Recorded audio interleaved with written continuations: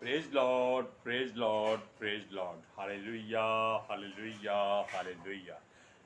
सबको जय मसीह की। जय मसीह की। परमेश्वर, हमारा परमेश्वर जो सबका परमेश्वर है, खास बात बताते हैं कि वो कभी ऊँघता नहीं है, कभी सोता नहीं है। हालेलुया। वो अपना कार्य करता रहता है, उससे कोई किसी को मतलब नहीं होता। हालेलुया। आज के सुसमाचार के लिए परमेश्वर की बेटी प्रार्थना करेगी। सबको जय मसीह की। परमेश्वर आप सबके साथ है और आप सबसे बहुत प्रेम करता है। Hallelujah, hallelujah. महान परमेश्वर, सर्वशक्तिमान ईश्वर, जमीन आसमान ਦੇ ਮਾਲਿਕ ਤੇ ਖਾਲਿਕ, ਤੁਹਾਡਾ ਧੰਨਵਾਦ, ਤੁਹਾਡਾ ਸ਼ੁਕਰ ਕਰਦੇ स्वामी। ਅੱਜ ਦੇ ਸੁੰਦਰ ਦਿਨ ਲਈ, ਸੁੰਦਰ ਸਮੇਂ ਲਈ, ਸੁੰਦਰ ਸੁਬਹ ਲਈ ਪਿਤਾ ਜੀ, ਜੋ ਸਾਡੀਆਂ ਜ਼ਿੰਦਗੀਆਂ 'ਚ ਬਖਸ਼ੀ ਪ੍ਰਭੂ, ਖੁਸ਼ੀਆਂ ਤੇ ਆਨੰਦ ਦਾ ਦਿਨ ਬਖਸ਼ਿਆ, ਤੰਦਰੁਸਤੀ ਦਿੱਤੀ ਪਿਤਾ ਜੀ, ਔਰ ਆਪਣੇ ਕਦਮਾਂ 'ਚ ਬੈਠਣ ਲਈ ਆਪਣਾ ਫਜ਼ਲ ਬਖਸ਼ਿਆ ਪ੍ਰਭੂ। ਇਹ ਸਭ ਤੁਹਾਡੀ ਦਇਆ, ਤੁਹਾਡੀ ਕਿਰਪਾ ਮੇਰੇ ਪਿਤਾ ਪਰਮੇਸ਼ਵਰ, ਔਰ ਤੁਹਾਡੀ ਬੇਟੀ ਹਿਰਦੇ ਤੋਂ ਤੁਹਾਡਾ ਧੰਨਵਾਦ, ਤੁਹਾਡਾ ਸ਼ੁਕਰ ਕਰਦੀ ਸੀ ਜੋ ਸੇਵਾ ਬਖਸ਼ੀ ਪ੍ਰਭੂ। ਹਰ ਰੋਜ਼ ਵਚਨ ਦਿੰਦਿਆਂ ਪ੍ਰਚਾਰ ਕਰਨਾ ਹੈ, ਉਸ ਲਈ ਵੀ ਤੁਹਾਡਾ ਧੰਨਵਾਦ, ਤੁਹਾਡਾ ਸ਼ੁਕਰ ਕਰਦੀ ਹਾਂ। ਬੇਨਤੀ ਕਰਦੀ ਪਿਤਾ ਜੀ, ਹੁਣ ਤੁਸੀਂ ਆਪਣੇ ਵਚਨ ਦੇ ਅਨੁਸਾਰ ਸਾਡੇ ਵਿਚਕਾਰ ਆਓ ਔਰ ਵਚਨ ਪੜ੍ਹਨੇ 'ਚ, ਪ੍ਰਚਾਰ ਕਰਨੇ 'ਚ ਸਾਡਾ ਮੂੰਹ ਬਣ ਕੇ ਬੋਲੋ ਪਿਤਾ ਜੀ, ਤਾਂ ਕਿ ਤੁਹਾਡਾ ਦਿੱਤਾ ਵਚਨ ਤੁਹਾਡੀ ਇੱਛਾ ਦੇ ਮੁਤਾਬਿਕ ਮੇਰੇ ਪਿਤਾ ਪਰਮੇਸ਼ਵਰ ਦੁਨੀਆ ਦੀ ਸ਼ੋਰ ਤੱਕ ਪਹੁੰਚੇ। ਤੁਹਾਡਾ ਧੰਨਵਾਦ, ਤੁਹਾਡਾ ਸ਼ੁਕਰ ਕਰਦੇ ਹਾਂ ਪ੍ਰਾਰਥਨਾ ਸੁਣਨ ਲਈ।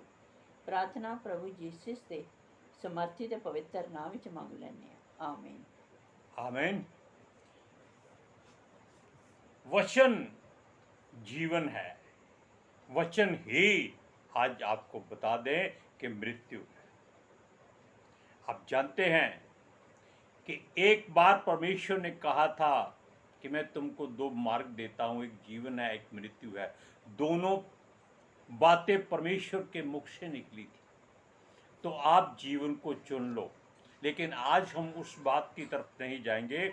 हम ये सोचेंगे कि परमेश्वर हमारा अपना काम करता रहता है, उसके काम में कभी रुकावट नहीं आती, क्योंकि वो मनुष्य नहीं कि झूठ बोले, मनुष्य नहीं कि काम रोक दे।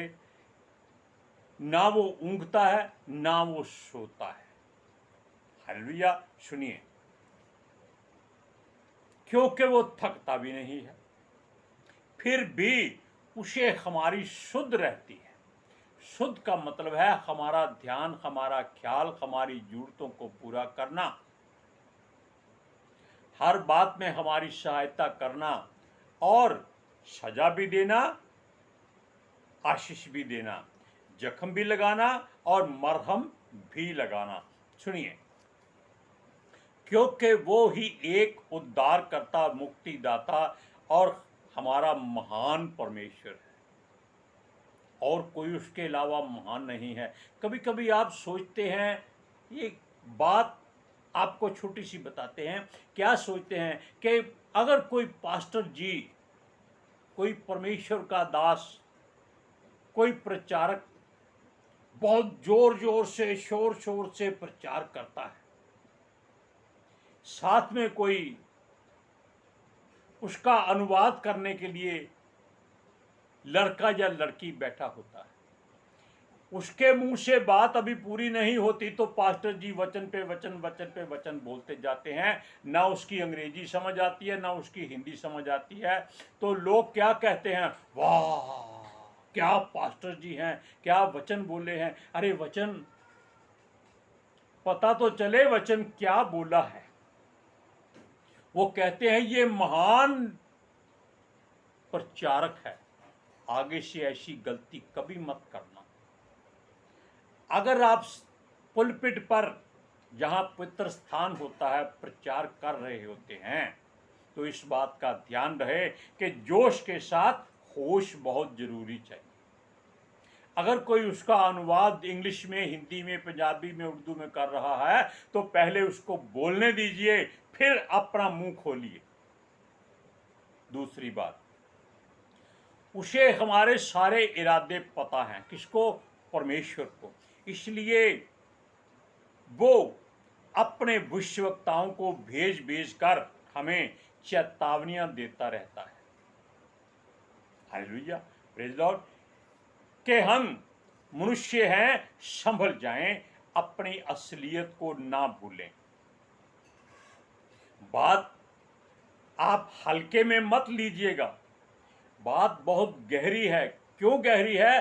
क्योंकि बात परमेश्वर के वचन की है, जो उसके मुख से निकला है, हमारे कानों में आया है, हमारे हृदय में गया है।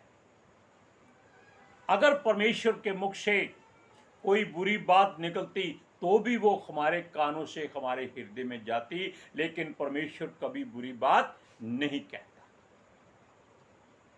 हालेलुया, परमेश्वर का प्रेरित, परमेश्वर का दास पौलुस हमेशा इस बात की चेतावनी देता रहता है कि अगर आपके पास जोश है, वचन है, तो होश में रहकर बात करो, कहीं जैसे हमने 1-2 दिन में गलतियां की थी वैसी गलती ना हो जाए।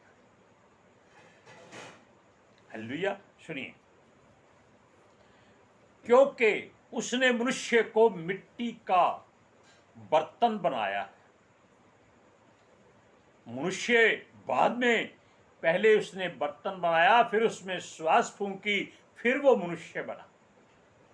हालेलुया, क्योंकि वो कोई कीड़ा या जानवर के तुल्य नहीं है, जिनको परमेश्वर ने वचन से कह दिया बन जाओ कीड़ों, बन गए, बन जाओ पक्षियों, बन गए, बन जाओ मछलियों, बन गए, घरेलू पशुओं बन जाओ, जंगली जानवरों बन जाओ, उड़ने वाले परिंदों बन जाओ। लेकिन मनुष्य को बड़ी आराम से पितर आत्मा जी की हजूरी, सहायता और वचन की सिद्धता लगा लगाकर मनुष्य को बनाया उसने। सुनिए, क्यों बनाया? ये सूरज परमानी ने बहुत बार आपको बताया कि परमेश्वर ने मनुष्य को अपना घर बनाया था, लेकिन इसने उस घर को गंदा कर दिया। इसलिए परमेश्वर ने मनुष्य को नहीं छोड़ा, अभी हमने आपको पहले बताया, लेकिन मनुष्य परमेश्वर को छोड़ देता है। सुनिए, उसने इब्राहिम को, जो अब्राम कहलाता था, उसे आशीष दी, बरकत दी, सामर्थ, बल, शक्ति दी, मार्ग बताया कि उसको क्या करना है, कहाँ जाना है, कैसे रहना है। उसके लिए एक मजबूत और सुदृढ़ कौम उत्पन्न करने की ठानी। किसके द्वारा? अब्राहम के द्वारा। लेकिन उसके घर में संतान नहीं थी, लेकिन हमने कहा कि परमेश्वर अपना काम करता रहता है। जब परमेश्वर के मुख से निकला कि तेरे घर में संतान होगी, तेरा वंश चलेगा, और ऐसा होगा कि जितने समुद्र की रेत के कण नहीं होंगे उतनी तेरी संतान गिनी जाएगी। लेकिन अब्राहम, जो इब्राहिम या अब्राहम बन गया था, उसने अपनी पत्नी की गलती के कारण एक दासी के साथ व्यभिचार कर लिया, शादी कर दी और एक बेटा पैदा कर दिया। परमेश्वर के विरोध में हो गया। अब परमेश्वर का वादा उसके साथ पक्का था, उसने अपनी गलती मान भी ली या नहीं मानी, ये बात आप अपने मन में धार के सोच के बैठिए कि क्या गलती की थी उसने या नहीं की थी। क्योंकि वो मिस्र से लाई गई एक स्त्री, एक दासी थी, जो परमेश्वर नहीं चाहता था कि अब्राहम का पवित्र लहू उसके साथ शारीरिक संबंध में जुड़कर एक संतान पैदा करे। और वो संतान जो दासी के द्वारा पैदा हुई, आज तक सारे अरब कंट्रियों में वही लोग रहते हैं, और वो इतने बढ़ रहे हैं कि जैसे आप सोच नहीं सकते, हम इसकी मिसाल भी नहीं दे सकते कि वो रेत के कणों से भी ज्यादा गिनती में बढ़ते जा रहे हैं। तब अब्राहम को परमेश्वर ने अपने वचन के अनुसार, क्योंकि वो हमने बताया कि अपना काम करता रहता है, एक पुत्र दे दिया। उसका नाम उन्होंने इसहाक रखा, ताकि अब्राहम जो अब्राहम कहलाता था, उसका वंश आत्मिकता की ओर से शुरू करते पड़ना। और उसको एक आशीष दी गई कि सुन, कि जो तुमको आशीष देगा यहोवा उसको आशीष देगा, जो तुझको कोसेगा यहोवा उसको श्राप देगा। हालेलुया। लेकिन ये वचन बोलने में कई बार गलती लोग कर जाते। वो कहते हैं अब्राहम को परमेश्वर ने कहा था कि जिसको तू श्राप देगा मैं उसको श्राप दूंगा, जिसको तू आशीष देगा मैं उसको आशीष दूंगा। वचन ऐसा नहीं है। वचन है कि जो अब्राहम को आशीष देगा वो आशीषित होगा, जो अब्राहम को कोसेगा वो श्रापित होगा। ये वचन परमेश्वर ने कहा था। परमेश्वर की तरफ से ये बातें उसके लिए आशीष का कारण बन गई। और जो परमेश्वर के मुख से निकला था कि तू पूरे संसार की मूल जातियों का मूल पिता ठहरेगा। हालेलुया। अब परमेश्वर सारे काम कैसे करता है? क्योंकि उसके पास अकल, बुद्धि और ज्ञान है।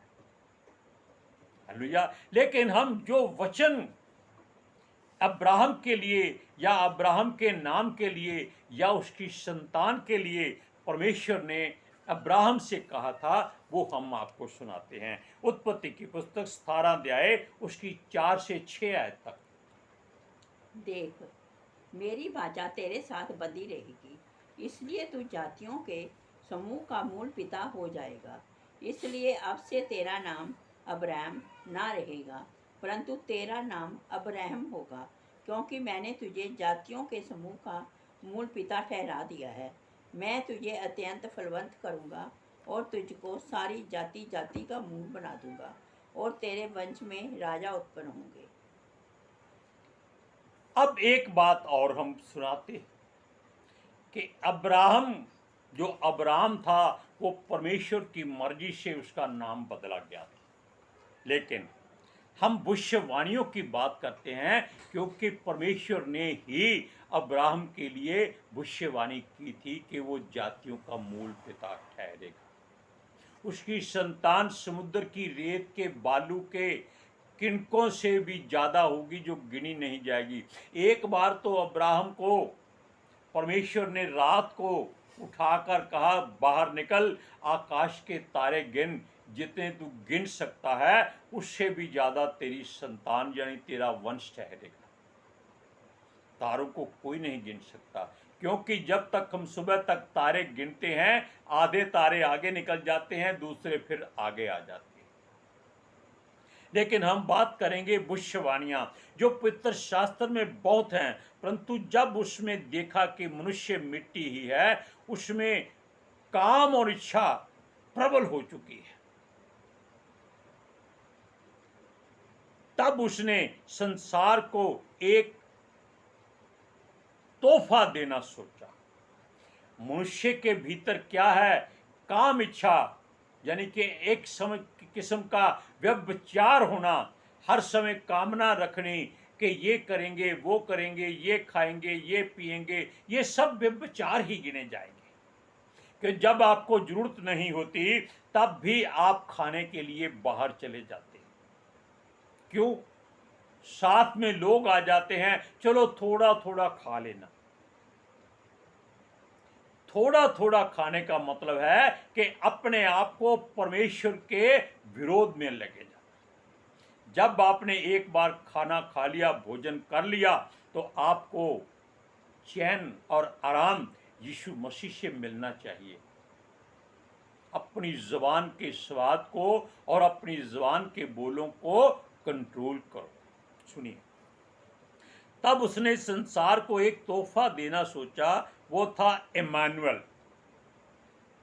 इमानुएल, जिसके बारे में परमेश्वर ने राजा से कहा था कि कोई धरती की आकाश की या स्वर्ग की कोई वस्तु मांग ले। वो डर गया।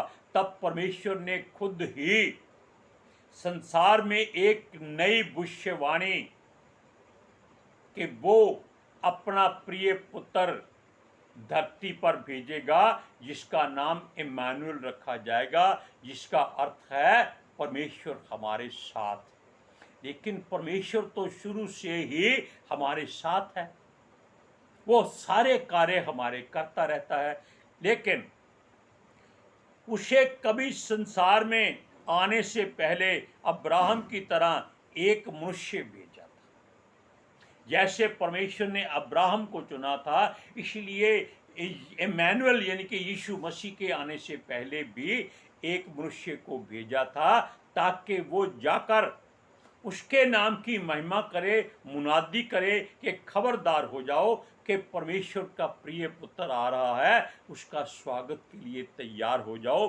वो राज्य करेगा और पुराना राज्य खत्म हो जाएगा। हालेलुया। ये परमेश्वर का राज्य की बात करने वाला और कोई नहीं, यूहन्ना था।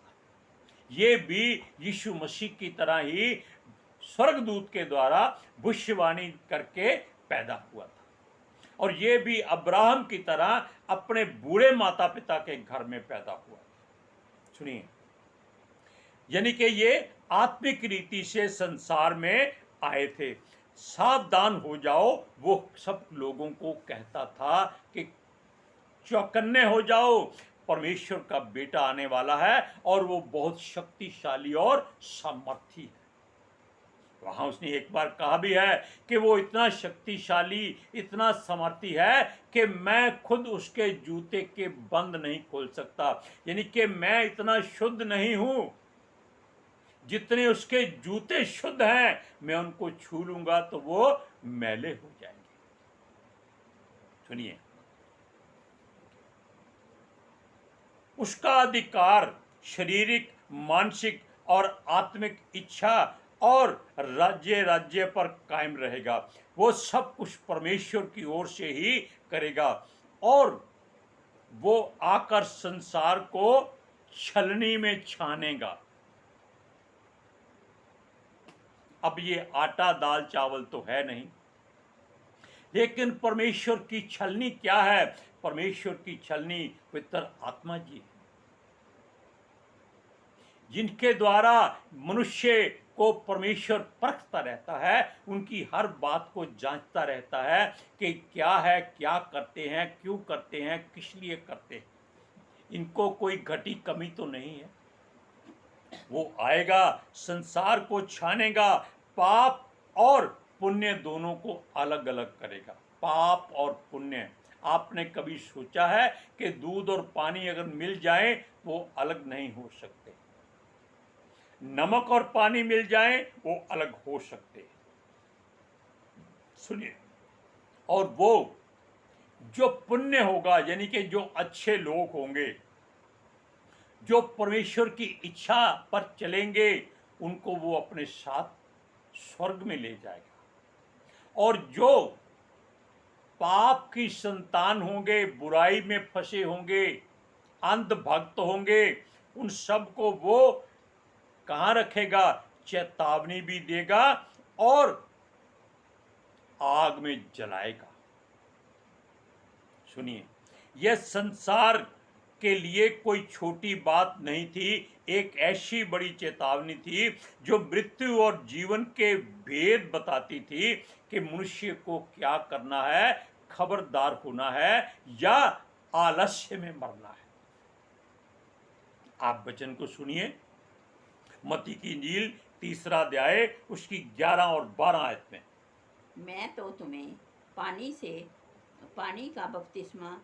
पानी का मन फिराव का बपतिस्मा देता हूँ, परंतु जो मेरे बाद आने वाला है वह मुझसे शक्तिशाली है। मैं उसकी जूती उतारने के योग्य नहीं। वह तुम्हें पवित्र आत्मा और आग से बपतिस्मा देगा। अब दोनों बातें आपने जान ली कि वो इतना शक्तिशाली है, और वो यूहन्ना जो था वो पानी से लोगों को धोकर साफ और शुद्ध करता था, नहलाता था, ताकि लोग डर जाते थे कि अगर शरीर शुद्ध हो गया है तो हमें अपना मन भी शुद्ध करना है। लेकिन जो आने वाला था, जिसके बारे में यूहन्ना ने कहा था कि वो लोगों को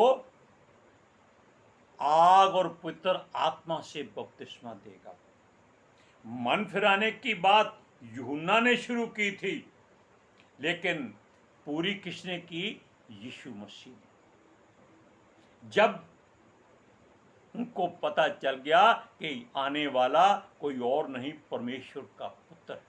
सुनिए, अब यूहन्ना जो था वो जीवन में जितने वर्ष रहा, कुंवारा रहा। यीशु मसीह भी कुंवारा रहा। वो भोजन संसार में कोई नहीं करता था जो यूहन्ना करता था।